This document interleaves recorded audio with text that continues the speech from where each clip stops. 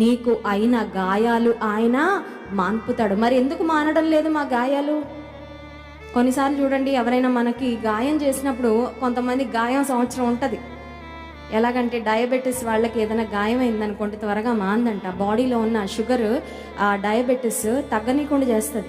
కొన్నిసార్లు మనకైన గాయాలు ఎందుకు మానడం లేదంటే డాక్టర్ దగ్గరికి వెళ్ళట్లేదు, మనం పరమ వైద్యుని దగ్గరికి వెళ్ళట్లా. నా గాయం నేనే మాన్పుకుందామని చూస్తున్నాం.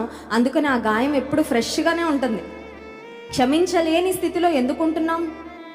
నిన్ను ఒక మాట అన్నందుకు ఎందుకు నువ్వు సంవత్సరాల తరబడి వాళ్ళ మీద కోపం పెట్టుకుంటున్నావు, వారిని ద్వేషిస్తున్నావు, వారిని చూసినప్పుడల్లా నీ ముఖం ఎందుకు మాడిపోతుంది, నీవెందుకు సంతోషంగా పలకరించలేకపోతున్నావు, నీవెందుకు వారిని తిరిగి ప్రేమించలేకపోతున్నావు అంటే నీ గాయం మాన్పగలిగిన దేవుని వద్దకు నువ్వు నిజంగా వెళ్ళి నీ గాయాలు మాన్పుకోలా.